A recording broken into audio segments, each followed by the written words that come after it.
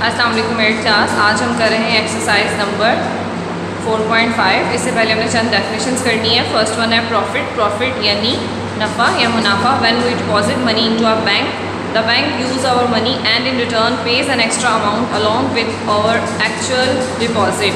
जब हम बैंक में कोई रकम जमा करवाते हैं तो बैंक हमारी रकम इस्तेमाल करता है, इसके बदले में हमें एक्चुअल अमाउंट के साथ जो हमने जमा करवाई होती है अमाउंट, उसके साथ जो एक्स्ट्रा मनी देता है वो प्रॉफिट कहलाती है। The extra money which the bank gives for the use of our amount is called profit on the deposit. ठीक है जी, ये आपकी डेफिनेशन है प्रॉफिट की, आपने याद करनी है। नेक्स्ट है मार्कअप।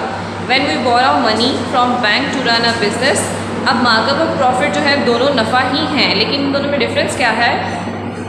जब हम बैंक से कुछ रकम उधार लेते हैं एक बिज़नेस चलाने के लिए, the bank in return receive some extra amount along with the actual money given. तो बैंक जो हमें रकम उधार देता है उसके बदले में वो हमसे कुछ रकम वसूल करता है अपनी दी हुई रकम के साथ, वो रकम आपकी मार्कअप कहलाती है। This extra amount which the bank receives is known as markup. तो इस जायद रकम को हम क्या कहते हैं? मार्कअप कहते हैं, यानी ये बैंक का प्रॉफिट होता है। नेक्स्ट वन है जी प्रिंसिपल अमाउंट।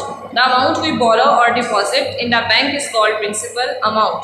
वो रकम जो हम बैंक से उधार लेते हैं या खुद बैंक में जमा करवाते हैं वो प्रिंसिपल अमाउंट कहलाती है।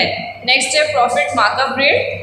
The rate at which the bank gives share to its account holders is known as profit rate या फिर markup rate. It is expressed in percentage.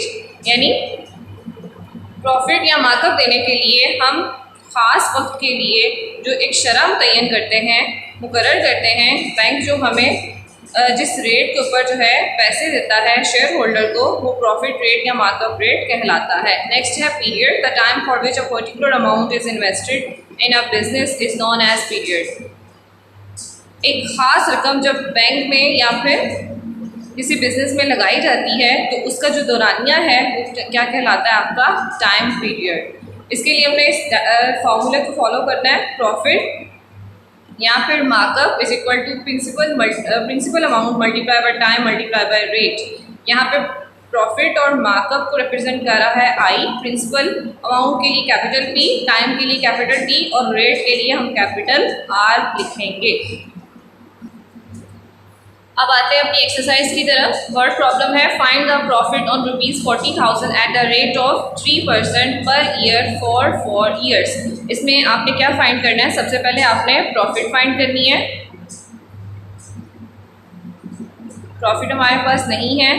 40,000 हमारे पास क्या है? इसका principal amount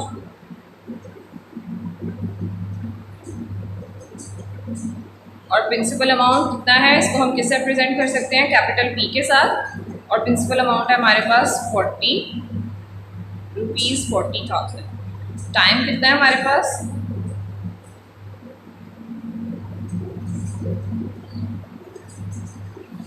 four years. Profit rate कितना है?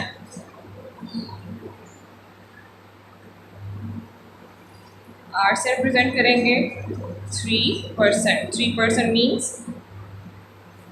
100। 3 डिवाइडेड बाय 100। अब हमने क्या फाइंड करना है? इसमें भी प्रॉफिट फाइंड करनी है। प्रॉफिट फाइंड करने के लिए सबसे पहले हमें प्रॉफिट का फॉर्मूला आना चाहिए। Profit is equal to principal amount multiply by rate multiply by time. Profit कितनी है हमारे पास? हमारे पास प्रॉफिट ही नहीं है। प्रिंसिपल अमाउंट कितना है? 40,000 मल्टीप्लाई रेट कितना है? 3 डिवाइडेड बाय 100 मल्टीप्लाई टाइम कितना है? 4 ईयर्स। कटिंग करें, आपके पास रह गया 3 4 12 मल्टीप्लाई 400 12 0 0 12 0 0 12 4 48। तो ये हमारी क्या थी? प्रॉफिट थी। इस तरह हमारा पहला क्वेश्चन कंप्लीट हो गया। नेक्स्ट क्वेश्चन नंबर 2 है south borrowed ₹25,000 from bank at the rate of 6% per year. Per year means कि एक साल के लिए 6% है फॉर 3 ईयर्स, और उसने जो है कितने साल के लिए उधार लिया? 3 साल के लिए। Find the markup of bank. अब यहाँ पे हमने मार्कअप फाइंड करना है। रीज़न क्या है?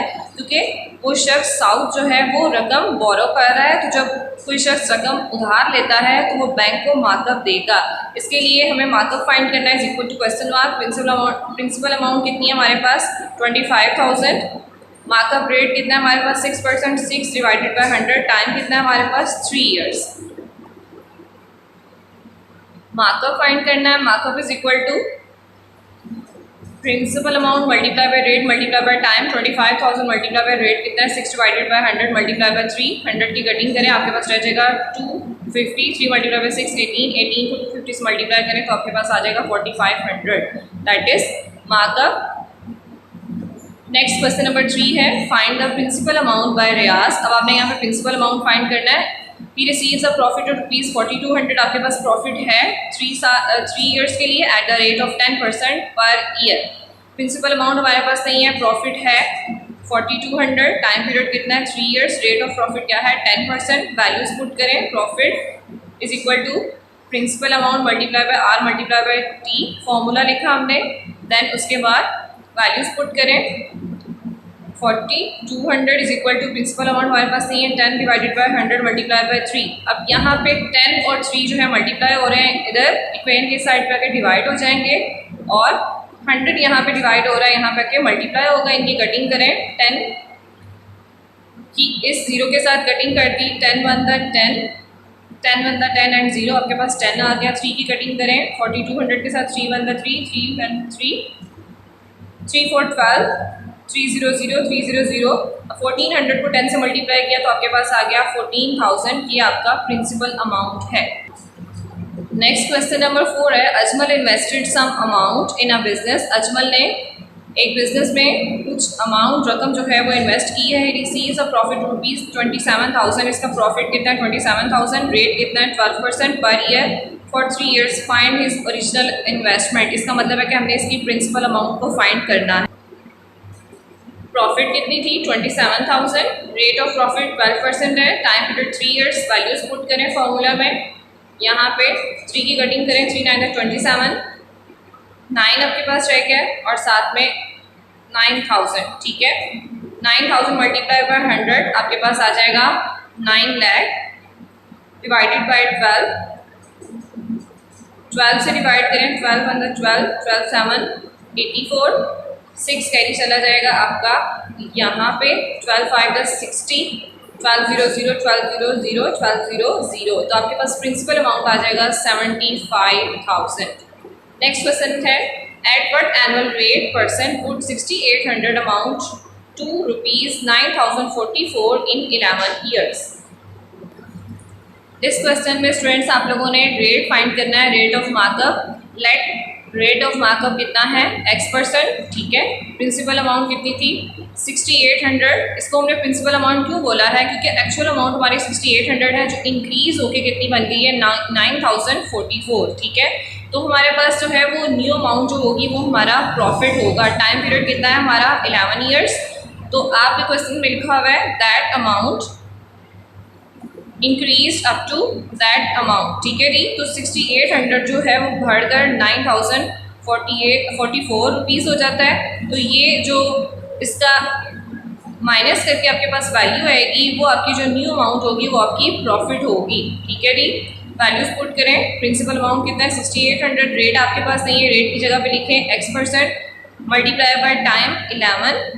अब यहाँ पे इसकी कटिंग करते हैं 100 की, आपके पास रह जाएगा 68 multiply by X multiply by 11। 68 को मल्टीप्लाई करेंगे 11 से तो आपके पास आ जाएगा 748। 748 यहाँ 2244 से डिवाइड होगा। कटिंग करें, कटिंग करके आपके पास X की जो है वो परसेंटेज आ जाएगी 3%। तो ये आपका रेट है जो आपने फाइंड करना था, रेट ऑफ मार्कअप। यहाँ पे आप कटिंग देख सकते हैं स्टूडेंट्स। सबसे पहले हमने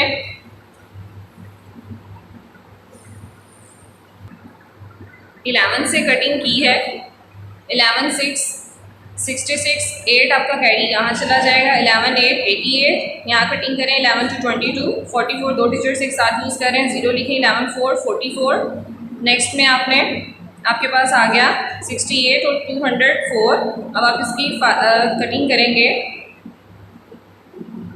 4 के साथ कटिंग करें, 4 5 20, 4 1 4, 4 1 4। यहाँ पे 2 कैरी चला जाएगा, 4 7 28।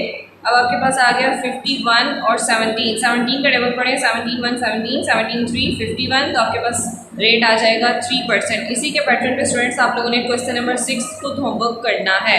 ओके, अल्लाह।